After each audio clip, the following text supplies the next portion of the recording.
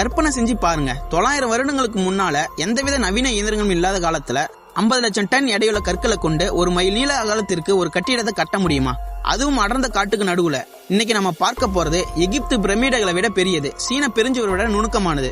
அதுதான் கம்போடியாவின் அங்கோவாட். ஒரு தமிழ் மன்னனின் கனவு எப்படி அந்நிய மண்ணுல ஒரு உலக அதிசயமா மாறிச்சு, அந்த பிரம்மாண்டத்தின் பின்னணியில் இருக்கிற ரகசியங்களை வாங்க பார்க்கலாம். 12ஆம் நூற்றாண்டு தொடக்கத்துல கம்போடியாவை கெமேர் பேரரசு ஆட்சி செஞ்சிட்டு இருந்தாங்க.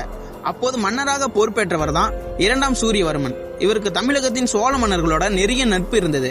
சோழர்களின் கட்டிடக்கலையால ஈர்க்கப்பட்ட அவரு தன் இஷ்ட தெய்வமான மகாவிஷ்ணுவுக்காக ஒரு மாபெரும் கோவிலை கட்ட விரும்பினாரு. இது வெறும் வழிபாடு தலம் மட்டுமல்ல, கெமேர் பேரரசின் வலிமையை உலகுக்கு காட்டும் ஒரு அடையாளமாகவும் இருக்கணும்னு நினைச்சாரு. இங்கதான் ஆச்சரியமே ஆரம்பிக்குது. இந்த கோவிலை கட்ட பயன்படுத்த கற்கள் அனைத்துமே சாண்ட்ஸ்டோன் ரகத்தை சேர்ந்தது. ஆனா அந்த கற்கள் கோவிலுக்கு அருகில எங்குமே கிடையாது. சுமார் 50 கிலோமீட்டர் தள்ளி இருக்கிற புலன் மலையிலிருந்து தான் இந்த கற்கள் கொண்டு வரப்பட்டுச்சுன்னு சொல்லப்படுது. 50 லட்சம் டன் கற்களை எப்படி 50 கிலோமீட்டர் கொண்டு வந்தாங்க?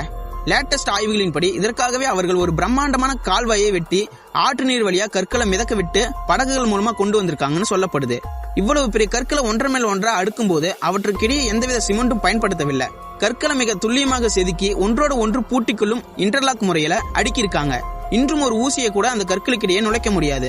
அங்கோவாட் வெறும் கற்களாலான கட்டிடம் அல்ல, அது ஒரு வானியல் மேப். ஒவ்வொரு வருடமும் மார்ச் மாதம் வரும் ஸ்பிரிங் எக்வினெக்ஸ், சம இரவு பகல் நாள்ல சூரியன் சரியா கோவிலின் நடுக்கோபுரத்தின் உச்சியில உதிக்கும். இதை கணக்கிட்டு எப்படி கட்டினாங்க என்பதுதான் இன்று மர்மமா இருக்கு. இந்து புராணங்களின்படி தேவர்கள் வாழும் மேரு மலையில பிரதிபலிக்கும் விதமாவே இந்த 5 கோபுரங்கள் அமைக்கப்பட்டுள்ளன. கோவிலை சுற்றியுள்ள 5 கிலோமீட்டர் நீள அகழி மேரு மலையை சுற்றியுள்ள பார்க்கடலை குறிக்குது. இந்த அகழியில மட்டும் 150 கோடி லிட்டர் தண்ணி எப்போதும் இருக்கும்படி வடிவமைத்திருக்காங்க. இது கோவிலின் அஸ்திவாரம் மண்ணில் புதையாம இருக்க உதவுது. கோவிலின் சுவர்ல சுமார் 1 கிலோமீட்டர் நீளத்துக்கு சிற்பங்கள் செதுக்கப்பட்டிருக்கு. இதுல மகாபாரத போர், ராமாயண காட்சிகள் மற்றும் பார்க்கட கடைகள் போன்ற புராண கதைகள் மிக தெளிவாக தெரியும். இதுல ஆச்சரியமான விஷயம் என்னன்னா 3000க்கும் மேற்பட்ட அப்சரஸ், அதாவது தேவதைகளோட சிற்பங்கள் செதுக்கப்பட்டிருக்கு. ஒவ்வொரு தேவதையின் தலை அலங்காரமும் மற்றொன்றிலிருந்து மாறுபட்டது. இவ்வளவு நுணுக்கமான வேலைப்பாடுகளை செய்ய எத்தனாயிரம் சிற்பிகள் இரவு பகல ஒளிச்சிருப்பாங்கன்னு நீங்க நினைச்சு பாருங்க.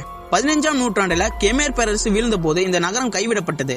பல நூற்றாண்டுகளா அடர்ந்த காட்டுக்குள்ள மறைந்து கிடந்த இந்த இடத்தை 1860ல ஹென்றி மவுஹட் என்கிற பிரெஞ்சு ஆய்வாளர் மீண்டும் உலகிற்கு காட்டினாரு. இன்று இது ஒரு புத்த கோவில இருந்தாலும் இதன் ஒவ்வொரு கல்லிலும் தமிழர்களின் மற்றும் இந்து மதத்தின் கலாச்சாரம் எதிரொலிக்குது. யுனெஸ்கோவால் அங்கீகரிக்கப்பட்ட இந்த அதிசயம் மனிதனால் முடியும் என்பதற்கு ஒரு சாட்சி. நீங்கள் எப்போதாவது கம்போடியா போனா இந்த தமிழ் மன்னனின் பிரம்மாண்டத்தை காண தவறாதீங்க.